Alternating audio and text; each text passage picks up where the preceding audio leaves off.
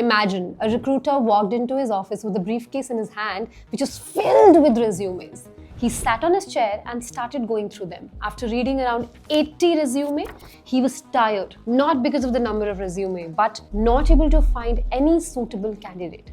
The reason for not being able to find a suitable candidate was not experience, not skills, but continual job hopping.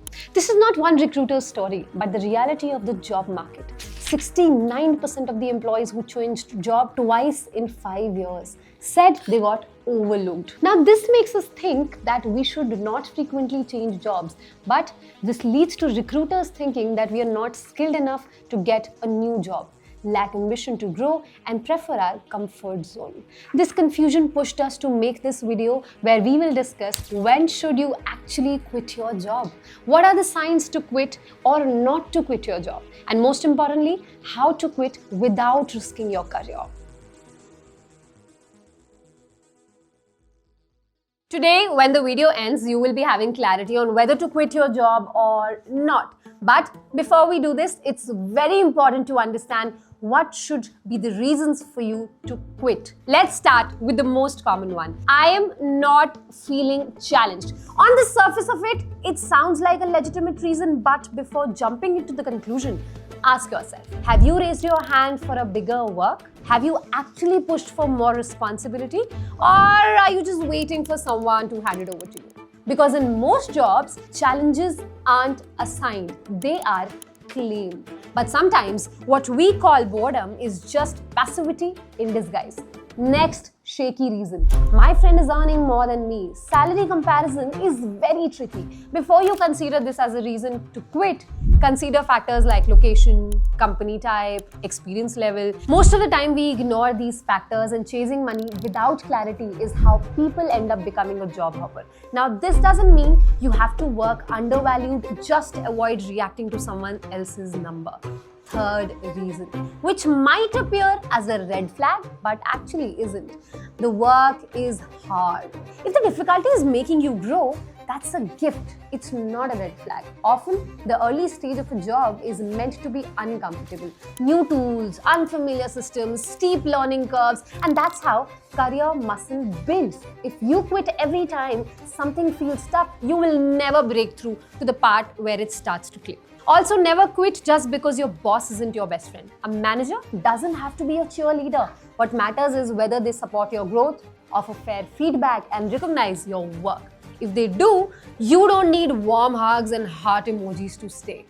Emotional mismatch isn't always a professional problem. Sometimes it's just different working styles. And finally, don't run because of FOMO. In this age of LinkedIn announcements and startup success stories, it's easy to feel like everyone else is moving faster. Someone joined a unicorn, someone raised a round, someone got promoted in 2 months. But remember, you're not late. You are just on your own timeline.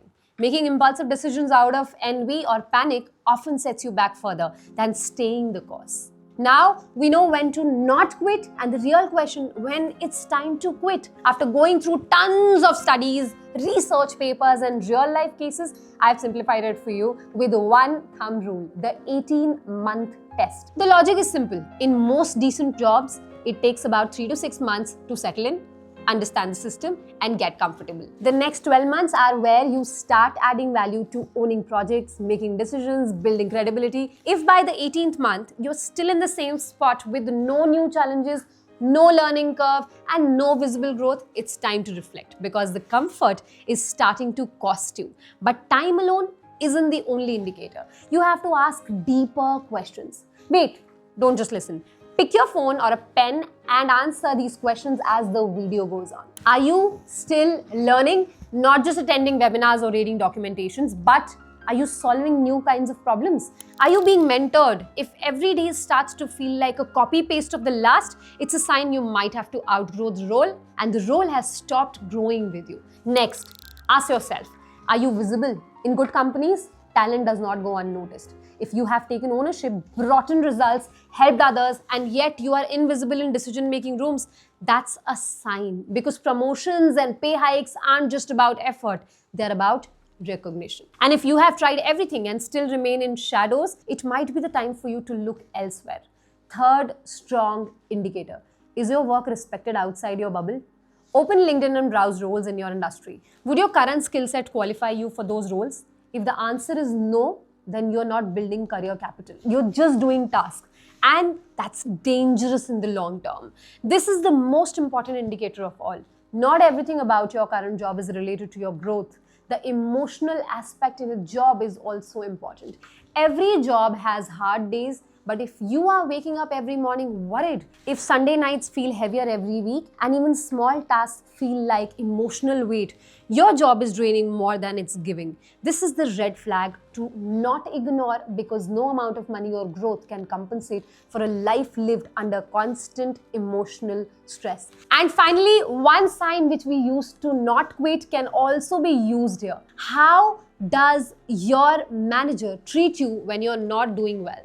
Anyone can lead happy, high-performing teams, but leadership shows when someone is struggling. If you are constantly under threat, micromanaged, made to feel replaceable, or blamed without support, then no growth opportunity is worth that cost. So now, if you have answered all the questions but still there is a bit of confusion, here's the final 3-question litmus test. If I stayed here for one more year, doing exactly what I'm doing right now, would I feel stuck or stagnant by the end of it? Next, ask yourself, if tomorrow my project or manager changed, would I still want to leave? And finally, the simplest question of all, if someone offered me the same role, same pay, same responsibilities, but in a new company, would I take it? If you answered yes to just one of these questions, maybe it's just a phase. It could be a rough time in the project, a temporary team issue, or a slowdown that will pass. You don't have to hit panic mode yet. But if 2 of your answers are yes, that's a sign to pause and reflect seriously. Because now it's not just a bad week, it's a pattern. And if all 3 are yes, then let's be honest, you're not staying because this role is helping you grow. You're staying because it feels safe. That's kind of safety comes at the cost of progress, right?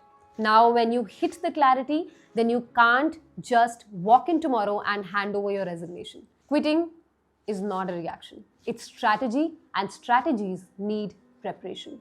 Once you have made the decision internally that you want to quit, and you don't start with an email to HR, you start with pen and paper. You write down one line, if not this, then what? What kind of work would you rather be doing? What kind of environment do you want to be in? What kind of growth, challenge, or mentorship you crave for? Until you have this clarity, any new job will just be a fancier version of a current trap. You won't notice it immediately, but 6 months in, the same frustration will creep back in a new costume. Now comes the strategy, the real plan to avoid getting stuck in the same loop. Step 1. Skill audit. Look at the job description of the roles you are aiming for. Go through at least 10 job posts, highlight common words, tools, certifications, responsibilities. Then compare it with your own experience. Which of these skills do you have?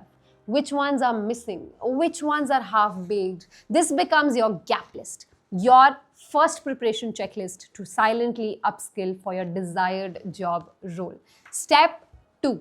Portfolio. Not just resume. If you are in tech, design, data, or product, don't just rely on one-page PDF. Start building your proof of work. Real GitHub commits, dashboards, UX case studies, open source contributions, or side projects. Because the best way to stand out is to show, not to tell. Recruiters don't just want potential, they want visible output. Step 3. Talk to people who are already where you want to go. This is the phase of silent networking. Start with your alumni network, LinkedIn connections, people who made a similar switch. Ask not for jobs, but for stories. How did they get in? What would they do differently? Most people don't ask because they feel awkward, but remember, most professionals love talking about their own journey. You just have to ask the right question. And step 4, save money. Quitting without no offer in hand, then your finances become your deadline.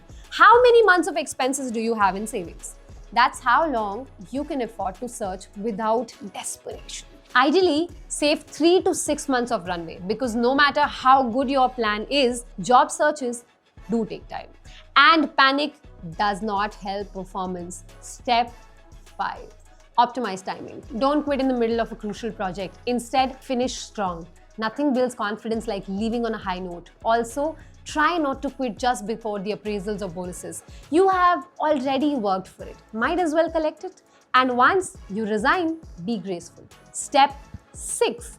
Prepare for interviews like it's your second job. Mock interviews, DSA preparation case studies, system design, behavioral questions, whatever your role demands. But go deeper on questions like what were your biggest wins in the last job? How did you solve the problems? What did you learn from the failures? Because the real game isn't in clearing the rounds. It's in showing that you are self-aware, adaptable, and ready to take ownership. That's how you can know when it's time to quit your job and get the one which fits you. Also, one more important thing is that quitting a job is situational, but definitely possible if you keep trying for it. If you like this video, then do like it and comment which topic you want us to cover next. For more such videos, subscribe to the channel of Marwadi University.